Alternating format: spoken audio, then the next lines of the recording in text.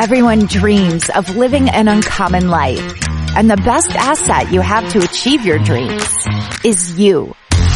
Welcome to the Uncommon Wealth Podcast. We're going to introduce you to people who are living uncommonly. We're also going to give you some tools and strategies for building wealth and for pursuing an uncommon path that is uniquely right for you. Hello and welcome everybody to another episode of the Uncommon Wealth Podcast, where I'm your host, Phillip Ramsey, and I have an amazing guy with me. His name is Cody Kowalski. Holy cow, the numbers skyrocket as soon as he says his name. That's right. All right, this is our end of the year podcast. This is a fun one for me to do. It's nice just because we get to reflect on what happened last year. We also get to listen to last year's podcast because we always do predictions on what we think is going to happen this year with the market. You kind of nailed it. Well, last year I did. Yeah, that's right. Spoiler alert. But last year, I had Aaron Kramer on, which was fun to listen to. Hope he's doing well. He's now has left the practice. He's doing his own thing with another practice, actually. And then Haley Phillips is another person that has took off and is doing a different deal, living her best life. And so now I have Cody Kowalski, and whenever he's on, seems like numbers go up. Seems like we go up. So it's a wise business decision from my perspective.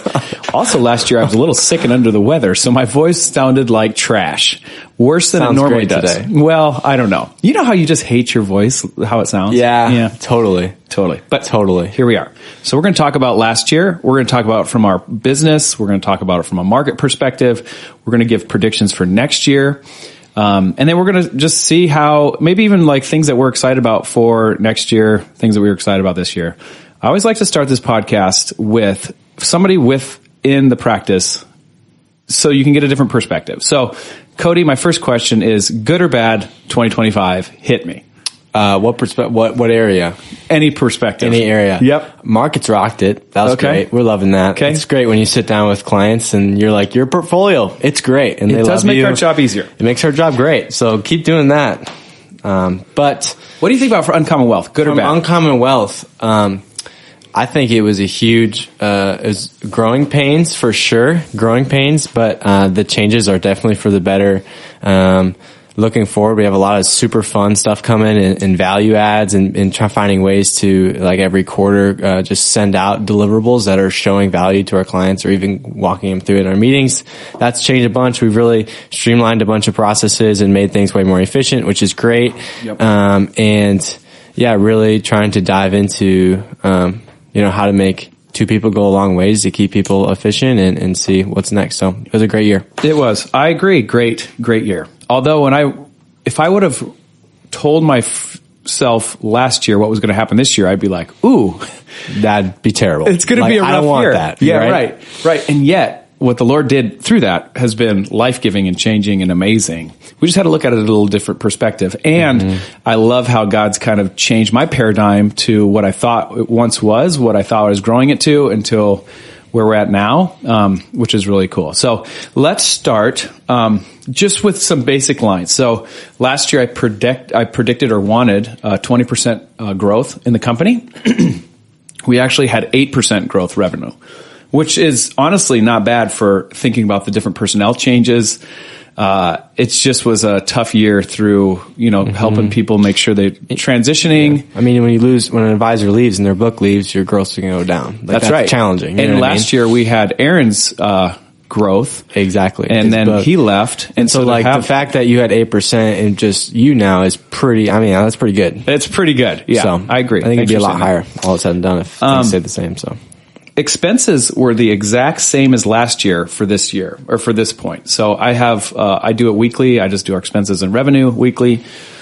We follow the EOS model. I'm sure you've all heard about it if you guys are entrepreneurs. And so it's really easy for me to see what did we do last year. Well, the revenue was exact same. The revenue was up 8%, but my expenses were exactly the same, which is pretty big. And you got to wonder, you had personnel changes. Well, we got something else, and a building. Yep. That's right. And so there were some expenses there, which we actually talked about last year. Is we thought in 2025 we were going to step into a building, and that's kind of true. what I was thinking is maybe we'd lease a building. We ended up buying a building, which is fun because that's sometimes the advice I'll give clients once they have a running business, a successful business. I'll say, hey, that successful business normally needs a brick and mortar building. Would that be something that you would want to step into real estate and purchase? We just kind of followed our own advice. Pretty sweet. That's right. Okay. So let's talk about our predictions of last year. So last year we thought there was going to be 20% growth, or I wanted there to be 20% growth. We have an office, which we nailed that. The other thing that I wanted to talk about was how we were trying to integrate AI and automation in our practice. And when we had kind of a full team, I will say, and things started changing, we had to look at our practice in a very different way. Cody had been life-giving in that of just like, how can we use AI and automation in order to be more efficient and make that efficiencies grow for us in the remainder of 2026 and on? How do we be more efficient? And AI allows us to do that. And yet, I feel like when you think about AI, you think about things that are very impersonable. And what we'd like to do is use AI on the back end so we can be way more personable on the front end. So we can have more relationships with clients. We can have better relationships. We can actually be better face-to-face. Almost to ask the question of what are the things that we want to keep people to people, person to person. Yes. And be like, we're not letting AI touch those things, but we're going to let it touch all the back end, monotonous kind of day-to-day tasks, and let's just make those super quick. That we thought we needed people for. Exactly. Now we don't. And so that's what we're talking about AI. We're making things way more efficient and not necessarily the face-to-face interaction or the things that are making us uncommon. Yeah. So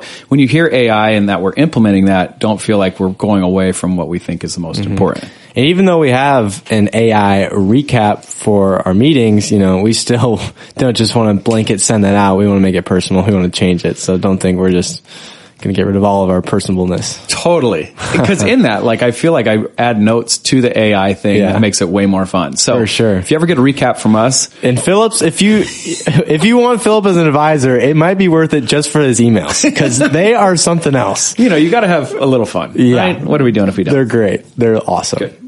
Okay, so the other thing that we do is we try to take a snapshot of what the market did and what we predict the market's going to do in the future. Last year, it was fun because Aaron predicted the S&P. We always just use the S&P. That's the easiest index to track. He thought it was going to grow 6.25%. I had a whopping 17.5% growth of what I thought it was going to be. And we are using the dates from December 19th, 2024 to December 19th, 2025. So not a total, year of 2025, but we're getting close. So that was kind of interesting. It ended up about 16.49% growth for the S&P. Now, that is amazing. And we've had a couple past years that have been also high. And so it was kind of cool just to be able to, so I was close. I won the lunch. If Aaron's listening, Aaron, you owe me lunch, man. Cause that's always the thing we bet on. And so this year, again, whatever we say, just the disclosure, this doesn't make anything. This is always for for entertainment purposes only. And past results doesn't indict future results. Thank you. That's right. So let's talk about what we think next year the S&P is going to do. Right now, let's say the numbers that we're using was 6,834 from December 19th, 2024. All right, we'll let Cody go first. Yeah, I think we're going up. I want it to go up. Okay. It's good for our business. So we make more money that way. We profit. You guys love it. I want it to go up. I think it's going to go up 12%. Double digits. Not as much as this year, but still 12%. What do you think is pushing that? Yeah, I think just this year, there was so much change with AI. We're really on the front lines. But I think the investors have seen that, and they've they've bought a lot of AI stocks, and those are high. And so I just don't think, I think they're going to keep going up, but I don't think they're going to go up as drastically as they did this year, just because they, might be a little bit overvalued. Not as crazy as you're seeing probably in the news articles, like, oh my gosh, we're going to have a bubble. This is terrible. Mm-hmm. But I think they might be a little overinflated. And so I just don't think it's going to grow nearly as much as this year. Okay. 12%. You heard it from Cody first. That's right. I'm going to say 7.5%. And here's why. I think we're going to be up. I think it's going to be a little more volatile. And everybody's hot on this AI thing. And they're thinking that that's overinflating things. And it might be true. But what I think AI is doing is kind of what Uncommon Wealth Partners is realizing is it's making us more efficient. So we might not be investing in AI tools. I think a lot of companies are. Yep. And that's what makes people think there's a bubble there. What I think people are starting to understand is like AI is making their life more efficient so they can do things that matter the most. Yeah. Again, that might be a personal thing, but that's what I think. So I think we're going to be up 7.5%. So at the end of the year, in 2026 or 2026, end of the year in December, I think it's going to be around 7,346. And Cody thinks it's going to be 7,654. And currently we're using 6,834. Great. So there you go. You got a And prediction. if you win, I have to buy you lunch, which Absolutely. has never happened before. You always buy me lunch. Yeah, but we've never really, I always win our bets. So I feel like too bad to make you go for lunch. But now you're in the big boy seat. Yeah, I'm paying for your lunch. Okay, so. At Smokey D's. What? Okay, deal. I'll remember. It's on Smokey it's on D's. record. All right, so sounds good. Let's talk about you and this next year. You got a lot going on. Yeah, Going big back year. to school. Yep. Graduated? So that's right. I'm a student. That sucks. But you had to go back to school. I wish I could just stay here and hang out with Phillip and do this because it's so much fun. But I'm going back to school in the spring, and I guess this means I should be in personal finance because my idea was to graduate in 3.5 years because, save money. I just got married. I got to pay for the wedding and all these things, which if you're thinking about getting married young, just do it because they just start handing you stuff. They're like, take my TV, take my freezer, take my bed. Like you can have it all. Good so advice. You make money if you get married young. But anyway, so I cut it to 3.5 years, which meant that I'm going to take 21 credits in the spring. So Phillip needs my help. I also need to just pass. Like I need to just get through school. Yeah. My wife, she's also, ears pinned back. She's taking 21 credits. She's great. She's going to nail it. So we're doing that. So I got to graduate. And then, as soon as I get back to Uncommon Wealth Partners, I'm going to go get my CFP. Yes. And so that's going to be in March, which I'm super excited about. And then, so that's kind of what's going on in my life about this upcoming year. For sure. So graduating, get your degree. And then studying for a CFP. Yep. That's awesome. For sure. Two things. We're excited for you to enter into the real working world. That's right. And that's why you can buy me lunch. Because next year, you'll have yourself a job. That's right. And a designation. Pretty sweet. And 21 credit hours is no joke. So Cody is going to be on and off. If I need him, he's jumping in. But we are really trying to be proactive with our clients. So let's talk about that. Of what we're going to try to do moving forward. And we call them value adds. For sure. And let me just reference, I read a book, Matthew Jarvis's Delivering Massive Value, and it was life-giving to me. It gave me kind of a roadmap on how I would like to serve our clients in a better way, more efficient and proactive way. And so we're really adopting some of the strategies in that book. And one of them is value adds. So we meet with our clients twice a year. That's kind of normal, but we've been very sporadic in how we meet people. And now we're going to just try to kind of push them into 2 specific times of the year. Mm-hmm. And that's super exciting. One, for us because it's organized. 2, it helps us create a process of how we meet with our clients and saying, in this time of year, we want to go through whether it's tax documents. And this year, maybe we want to center more on, guardrails, or that's another value add. So we're able to create kind of a system of how we want to meet with our clients. So it's more scalable. And then also it just helps us to have our kind of stuff together. Be like, we do this every year with this group of this client. And so that's going to be great. Yeah. And so when you think about a less staffed operation, you always think that you're probably going to get less interaction. And what we wanted to do is like, no, let's blow that out of the water. Let's have more interaction. Let's have more intentionality with our clients, yet let's do it more efficiently. Yep. And so we have a team of 2 now, and yet I feel like we are right on pace with 2026 having more value than we've ever had because we're just more efficient. So that's super exciting to me. So in January, we're going to send out everybody kind of a tax document of what you can foresee of tax documents coming in the door, which will be really good. First time ever we've done that. Usually people call or email, hey, is this all the tax documents? Well, now we're going to be proactive and help you know which tax documents you're going to get. Then we're going to go through beneficiaries. Yep. Here are the accounts that we manage at Uncommon Wealth Partners. Here are the beneficiaries that we have. Are you okay with that? Do you want to change it? That'll be great. And then we want to make sure that we get everybody's tax documents, tax returns in 2026, so we can do a little bit better like planning for that. That's right.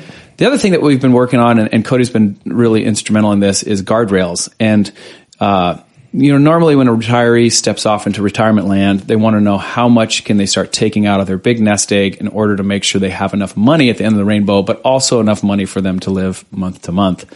And so we're just really thinking about this kind of strategy to maybe give people a little bit more income, which is always nice, but also protecting the long-term strategy of how much they have in their nest egg, because nobody wants to retire with no money or lose their money or have no money at the end of the rainbow. Yeah. So we're trying to figure out strategies in order to be more efficient. And then, so for the retirees, I think they'll be excited about it. But also the people that haven't been retired yet, we want to project what their dollars amount will probably be in retirement, and then show them kind of like, hey, if this projects and grows in this manner, this is the amount that we're kind of thinking of.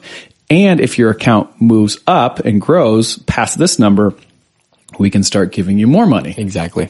Or vice versa. If it starts going too low, we have a bad year and it gets past this, and we have to kind of send you less money. So there's always a plus and minus. But the general premise is, the 4%, the kind of traditional financial planner 4% rule, you take out 4% every single year, and then you're going to be good. It's going to last you the whole time. The problem is that was, in a sense, in the very worst, market scenario that's ever happened in the past, the 4% rule would get you by.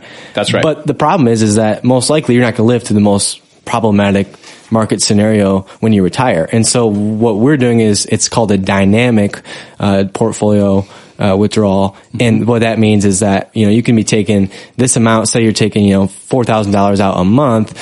And if your portfolio values go up, then you're going to take more out. And if they go down, then you're going to take less out. And we try to really have a lot of gap there. So we're not going to, every 6 months, hey, John, we got to change your portfolio income. Like, no, we're not going to do that. But we want to do it, smart. Have a big gap. So it's not really abruptly changing your life. But if things went south, we know we'd be just fine, because we can just reduce it by $500 a month or whatever that number is. That's good. And for the history, what we've done is normally just ask our retirees, hey, how much cash flow do you need per month in order to live the way you want to live? Yep. And we let them be the person that kind of gives us that number. And then we were like, okay, this is what we need to do. This is how we need to manage your accounts in order to make sure that you have that.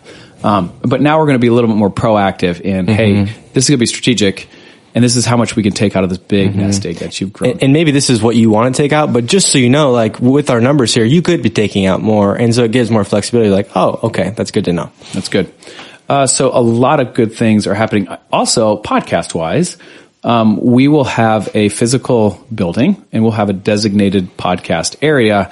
So there'll probably be videos in the future of podcasts. So you can see our ugly mugs as we talk into our microphones. It'll be amazing. And maybe not. Maybe we can have like a challenge on there where, like, if I win, then we got to shave your heads. And then when they look at you on the video and they're like, oh, Phillip looks like a rat. Like, deal. Yeah, we'll be doing that. For sure. I'll pick the competition. Oh my gosh. He always wins. He wins all the competitions. We're going to play disc golf. Oh man. But anyway, it's been a great year. 2025 has have its ups and downs. And yet I feel like the Lord has met us where we've been at and then made us more efficient. I couldn't be more excited, but I'm always excited. So like, people are going to be like, well, this is always Phillip, but I couldn't be more excited for the future. I'm excited to get you graduated. That's been something that just weighs on you, and then also give you that designation. So then you can fully focus on just clients and just growing things. And so that'll be exciting. And thankfully, become an investment advisor representative, the Series 65 passed that. I don't know if they know that. So passed that recently. So then able to actually service clients when starting in January. Do trades. Once we get that done, for sure. It's a big deal. But then the CFP just to further that along. It's a big deal. So, a lot coming in 2026. A lot happened in 2025. But I probably wouldn't have changed any of it, if I'm being honest. Even the hard parts, be joyful in the time of trials, which is one of my favorite Bible verses. And that's what happened. And so no matter what 2026 brings, I am excited just to serve our clients the way that we have in an uncommon way, but also be more intentional with those. So that's right. Anyway, you've been listening to the Uncommon Wealth Podcast. I've been your host, Phillip Ramsey, and with Cody Kowalski. Gotta love it. Until next time, go be uncommon, and goodbye 2025 and hello 2026. See ya. Bye. That's all for this episode, brought to you by Uncommon Wealth Partners. Be sure to visit uncommonwealth.com to learn more about our services.